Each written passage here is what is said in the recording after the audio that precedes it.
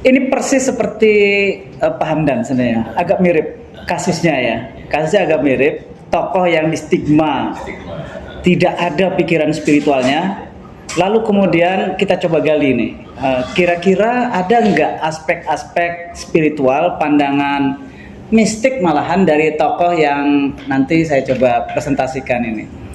Mungkin ini tidak terlalu asing ya kalau di Sadra ya, tokoh yang sangat terkenal. Beliau adalah Ali Syariati. Nanti kita memanggilnya Syariati. Sebelum masuk ke slide lebih lanjut, dalam buku Man and Islam itu Ali Syariati menafsirkan, nah ini kalau ada yang lihat mungkin menarik ya, menafsirkan ayat inna lillahi wa inna ilaihi rajiun. Itu adalah ayat yang sangat populer, yang sering kita dengar di toa-toa ya. Telah berpulang ke rahmatullah si A gitu ya. Itu keren tuh ininya, kalau pengumuman itu telah berpulang ke rahmatullah. Jadi telah berpulang ke kasih sayang Allah. Itu keren banget ya. Jadi itu kebijaksanaan orang kampung yang yang sangat bisa membahasakan berpulangnya seseorang itu ke rahmatullah. Nah, kalau dalam tasawuf, ini menurut interpretasinya Syariati, itu adalah intisari dari, kalau dalam tasawuf, intisari dari tasawuf adalah innalillahi wa inna ilaihi rajiun. Siklus dari Allah kembali ke Allah. Itu inti tasawuf itu seperti itu. Biasanya diartikan seperti itu. Dan bahkan dalam konteks tasawuf falsafi itu diartikan sebagai peleburan, penyatuan. Nah, dalam Man Islam itu seperti itu. Itu pandangan tasawuf. Tapi kata Ali Syariati, itu nggak tepat itu. Dia menganalisis dari dua hal. Yang pertama dari sisi kata-kata yang digunakan. Inna lillahi wa inna ilaihi. Allah itu menggunakan kata ilah, bukan fihi. Seharusnya kalau melebur, kata Ali Syariati. Nah, kita juga perlu bertanya nih, Ali Syariati ini ngerti bahasa Arab nggak? Jangan-jangan nggak ngerti ya? Atau apa gitu ya? Dia mengatakan kalau peleburan itu seharusnya innalillahi wa inna fihi seharusnya. Jadi padahal kata-kata yang digunakan adalah ilah. Jadi karena ilah dia mengandaikan memang selalu ada jarak gitu. Jadi kita tidak pernah menyatu dengan yang ilahi. Karena itu tafsir itu harusnya digeser. Bahwa ya manusia itu adalah makhluk yang selalu becoming ya, menuju pada yang ilahi. Inilah tafsir Ali Syariati untuk menerjemahkan bahwa manusia itu melakukan hijrah abadi untuk ke Allah. Nah, dia menolak pandangan tentang peleburan tuh. Lalu juga itu satu ya.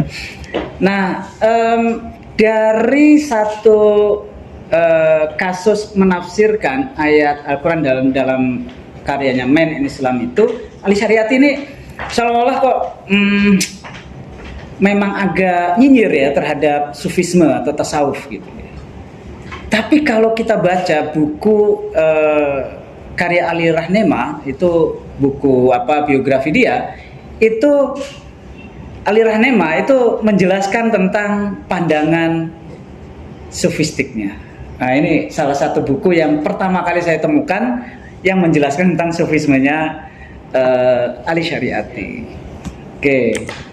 Ya, ini bukan promosi, tapi ini buku saya. Buku saya tesis S2 di Dirgakara, sudah diterbitkan tahun 2012.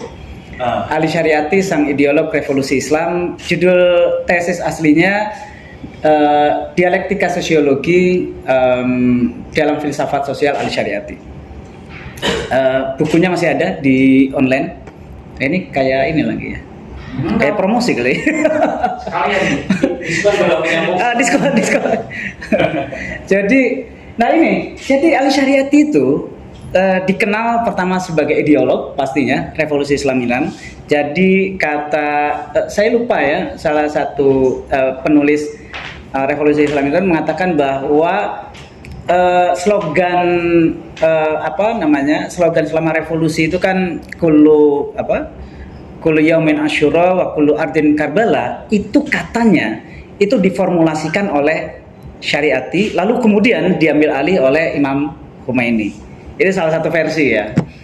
Nah, dia terkenal sebagai ideolog, filosof sosial. Ini juga kontroversial sebenarnya, karena apakah Ali Syariati ini seorang filosof? Ini masih banyak yang memperdebatkan. Ya, dia pernah nggak belajar atau terlatih dalam satu kultur filosofis tertentu? Memang nggak pernah kan? Dia hanya belajar ilmu sosial. Dia hanya belajar sejarah agama-agama di Sorbonne kan. Tapi saya bisa mempertanggungjawabkan di dalam buku ini bahwa dia itu punya kerangka filosofis yang kemudian kita bisa tahbiskan ya seorang Ali Syariati ini sebagai seorang filosof gitu. Jadi kadang-kadang filosof itu ya kadang-kadang ketika masih hidup dia nggak dikenal sebagai filosof. Setelah mati ada orang yang meneliti. Nah seperti tadi nih ya Pak Hamdan juga kan. Ini Ibnu Taimiyah ini radikalis, anti ini segala.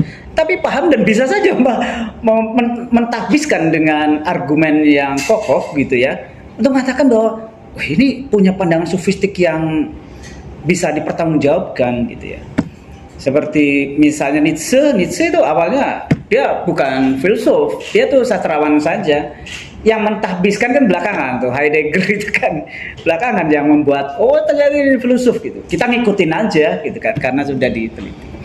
Oke, penggagas sosialisme Islam gitu ya. Tapi apakah sebatas itu? Ternyata tidak.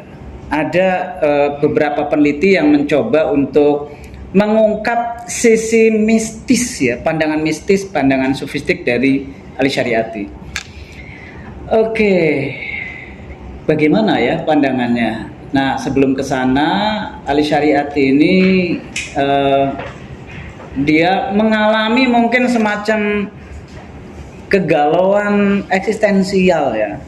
Nah, ini beberapa faktor yang disebutkan oleh Ali Rahnema. Dia kuliah di Sorbonne, balik lagi ke Mashhad gitu ya. Dia disorientasi kultural ya. Yang di barat sangat sangat liberal, tiba-tiba masuk lagi pulang ke Iran dengan kultur yang tradisional gitu ya. Itu satu. Terus kemudian yang kedua dari sisi bahwa ternyata Ali Syariati ini orang yang kalau sekarang mungkin anxiety gitu ya, mengalami kalau bahasa saya sih semacam kegalauan eksistensial, kalau nggak mau disebut depresi sebenarnya.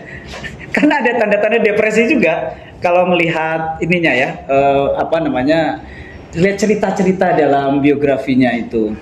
Dan dia merasa bahwa lingkungannya itu penuh orang oportunis. Dan itu sangat menjijikan kalau begitu ya. Karena apa? Karena biasanya begini, orang yang idealis lalu kemudian hidup di lingkungan orang-orang yang oportunis, pragmatis gitu ya. Itu biasanya memang merasa terasing. Kok seharusnya begini, kejadiannya kok begitu gitu. Misalnya adik-adik nanti kalau kerja begitu ya. Adik-adik kan dapat kerangka moral kan di sini kan di Sadra, tiba-tiba kerja di Kementerian Keuangan. Adik-adik ngelihat korupsi di depan mata gitu. Kalau adik-adik masih kuat, pelan-pelan itu akan mengalami keterasingan tuh. Teman-teman saya korupsi kok saya enggak gitu ya. Nah itu Ali Syariati itu seperti itu. Ini ya kondisi eksistensial seperti itu. Kelelahan aktivitas politik ya pasti ya. Ali Syariati ini seorang aktivis. Dia mendirikan kalau dalam bahasa Indonesia itu sosialis penyembah Tuhan, karena waktu itu sosialisme kelompok sosialis kiri itu identik dengan ateis. Nanti fans dia ini yang ada kelompok fansnya Ali Syariati ini namanya Mujahidin Khalq, itu yang nanti nembak Murtada Mutahari. Ya, jadi setelah diinterogasi ternyata kok dia pengagumnya Ali Syariati gitu. Kayak para pengagum itu pada akhirnya seringkali yang menembak itu yang kagum. Yang kagum ya. Fansnya ya. Fansnya aja. Siapa itu? Ali Syariati ini nanti meninggalnya itu masih ini juga ya. Kalau kata para pengagumnya itu dia diracun oleh Syafaq ya, oleh agen rahasia siapa? Syahiran ya. Kalau versi kedokterannya karena serangan jantung ya. Di London. Makamnya di Damaskus. Tipologi, nah ini pandangan, kira-kira ini beberapa poin. Saya coba ringkaskan saja beberapa poin pandangan Ali Syariati seputar sufisme. Yang pertama, Ali Syariati membagi sufisme ini menjadi dua ya. Kalau tadi sudah disebutkan oleh Pak Hamdan, ada tasawuf positif, tasawuf negatif, begitu juga sama ya. Jadi Syariati itu sangat keras terhadap apa yang disebut sebagai sufisme hitam atau sufisme negatif. Dia memang ya anti dunia, ya tujuannya kedamaian batin ya yang bersifat personal. Lalu kemudian tapi apatis terhadap isu-isu sosial begitu. Jadi mereka nggak peduli dengan bahwa di lingkungannya ada korupsi, bahwa di lingkungannya itu ada penindasan dan seterusnya. Mereka nggak peka gitu. Yang mereka cari itu hanya bagaimana caranya aku menyatu dengan Allah. Nah ini yang menurut Ali Syariati ini sufisme hitam. Dan itu pastinya akan menjadi kolaborator dari sistem ya, sistem yang menindas ya. Karena ya seperti tadi, kalau pandangan spiritual itu tidak ditempatkan dalam konteks perjuangan sosial, kata Ali Syariati, dia akan menjadi obat bius, akan jadi opium ya. Ini terlihat sekali ya pengaruhnya Karl Marx ya di situ ya, Marxisme gitu. Jadi opium bagi masyarakat. Ketika masyarakat protes, sabarlah gitu. Sabar itu dicintai Tuhan gitu. Nanti di akhirat dapat yang lebih banyak gitu. Jadi kayak gitu. Saya sama istri juga kan. Iya, ya itu negatif. Ya. Yang dikritik itu ini tokohnya yang dimention ya. Tetapi nanti ternyata Syariati itu pengagum al-Khalaj. Pengagum al-Khalaj dia. Jadi yang dia kritik sebenarnya adalah solitarismenya itu. Jadi upaya untuk menyendiri itu loh. Yang tidak ada interaksi dengan isu-isu sosial. Itu yang coba untuk dikritik oleh Ali Syariati. Makanya kemudian disebut sebagai sufisme kritis ya. Nah ini sufisme yang positif itu yang merah katanya ya. Ini Syariati menyebut bahwa kalau suatu agama atau gugus ya, pandangan spiritual itu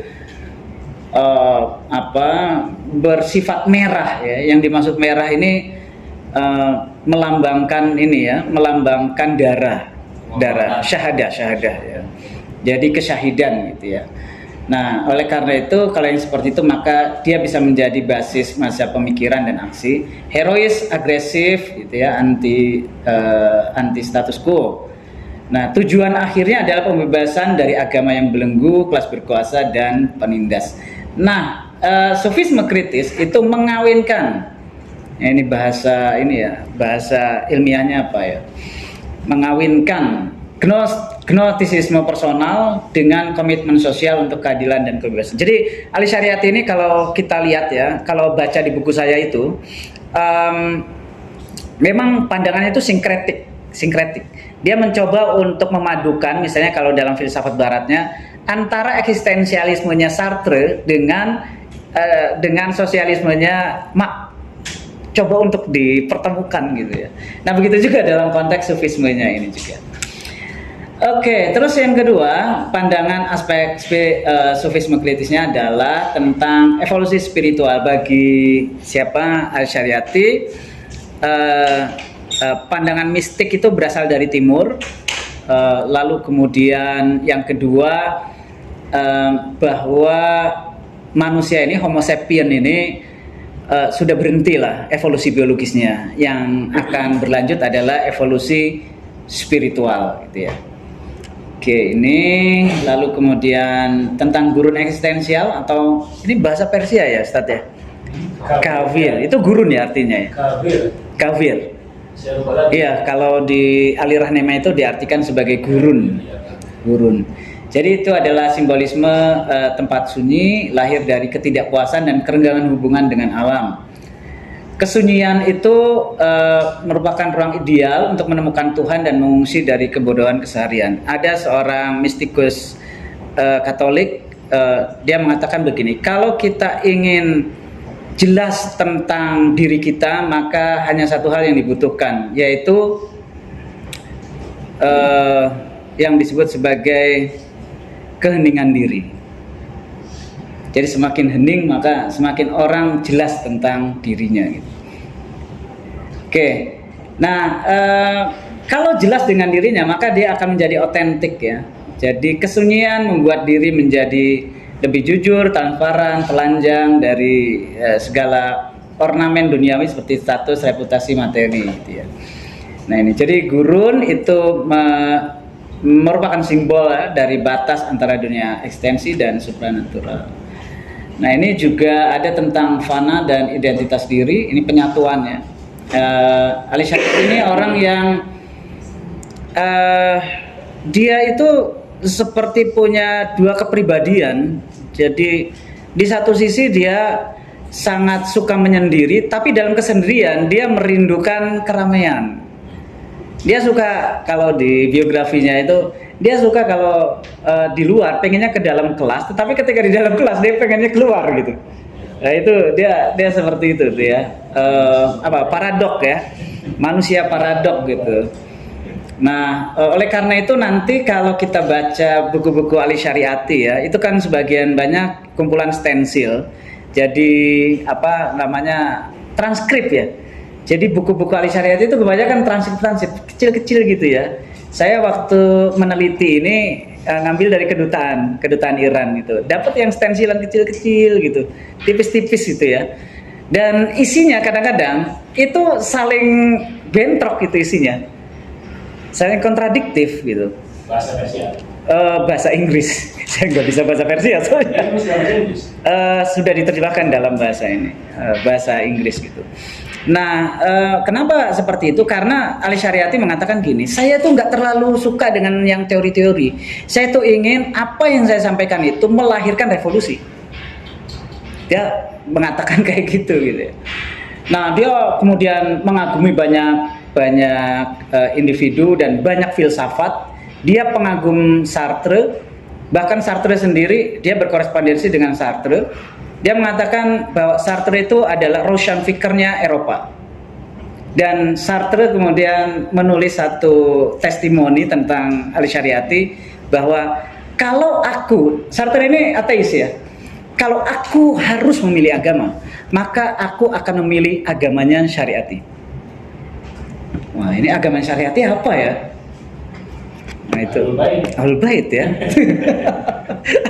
itu Sartre itu jelas tuh ya di ungkapannya itu. Jadi dia suka dengan eksistensialisme, tapi dia juga sangat Marxis pastinya ya, sangat Marxis karena bagaimana dia menafsirkan misalnya itu menarik ya kalau teman-teman ini baca penjelasannya Syariati misalnya tentang drama kosmik Habil Qabil gitu. Jadi sebenarnya Qabil itu ngebunuh Habil itu karena apa sebenarnya? Tafsir kata Ali Syariati, tafsir yang paling populer itu karena motif Freudian kan, motif rebutan perempuan itu yang paling ini ya. Karena disuruh kawin gitu ya, kan disilang ya nikahnya itu ya. Dan Qabil dapat yang jelek gitu.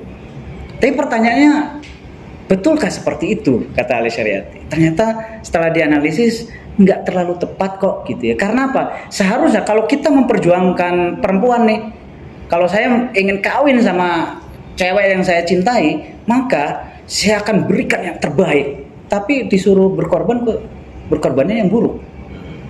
Kenapa bisa seperti itu? Kata Ali Syariati, itu karena dia menghitung secara ekonomi. Analisis basis materialnya Marx masuk gitu di situ kan. Jadi ini faktor pekerjaan. Padahal dua-duanya kan dididik oleh Nabi Adam.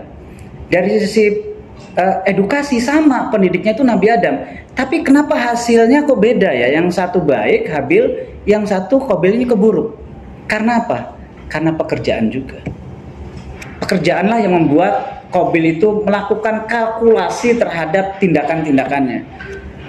Qabil itu apa namanya? Qabil itu kan petani ya, petani. Petani itu kalau yang mau ngegarap gitu ya, mau nggarap ya dia harus babat hutan dulu, kemudian digemburin, lalu kemudian ditanam, lalu dijaga sampai kemudian bisa panen. Jadi masa dan tenaganya cukup banyak. Oleh karena itu kalau mau ngasih sesuatu dihitung dulu secara ekonomi. Sedangkan kalau Habil dia pemburu, dia tinggal nyari aja binatang-binatang, ya sudah tangkep, makan gitu ya, selesai. Jadi dari sisi kalkulasi ekonomi itulah menurut Ali Syariati motif kenapa seorang itu menjadi buruk atau baik. Sampai ke sana ya. Nah, itu sebenarnya yang ingin saya katakan bahwa Ali Syariati itu di satu sisi eksistensialis, tapi di satu sisi sosialis gitu. Nah, begitu juga di satu sisi kok seolah-olah Islam itu begitu ideologis gitu ya, seolah kering dari yang spiritual. Kalau Ali Syariati itu Islam itu agama yang dimulai dengan kata tidak. Oleh karena itu Islam itu merupakan bentuk pemberontakan gitu, karena syahadat kan dimulai dari la kan. Jadi orang Islam itu pemberontak sebenarnya kata Ali Syariati. Tapi apakah nggak ada gitu ya sisi ademnya gitu kan? Ternyata ada gitu. Nah, fana terkait dengan ini, Ali Syariati pernah mengatakan, saya tidak tahu pernyataan mana yang benar. Apakah sebaiknya saya menyatakan bahwa saya adalah dia atau dia adalah saya? Wah, ini pengaruh dari siapa? Salah satunya adalah Rumi. Ali Syariati dalam salah satu tulisannya mengatakan, saya itu diselamatkan oleh Rumi dari niat untuk bunuh diri. Jadi dia pernah niat untuk bunuh diri. Oke. Dan salah satu ungkapan puitis lainnya itu adalah, kita semua adalah deretan nol yang tidak akan ada nilainya tanpa ada satu. Jadi kita bisa melacak ya, minimal meskipun dia bukan karena kita tidak bisa takbiskan dia sebagai sufi, minimal aspek-aspek sufistiknya itu ada di dalam pemikiran Syariati. Al-Halas dan Syariati itu mirip karena dua-duanya ternyata disalahpahami oleh orang. Manusia utama atau insan kamil ini sebenarnya ya, contohnya adalah Imam Ali, Zainab, Salman Al-Farisi, Abu Muslim Khurasani ya. Dia menyebut kalau dalam Islamic Sociology, dalam bukunya itu dia mengatakan manusia utama itu disebutnya sebagai manusia theomorfis, manusia yang bentuk batinnya itu adalah ilahi, yang menggabungkan antara keontetikan diri dan aksi revolusioner untuk melakukan pembebasan, bukan hanya pembebasan diri tapi juga pembebasan sosial. Terima kasih. Assalamualaikum warahmatullahi wabarakatuh.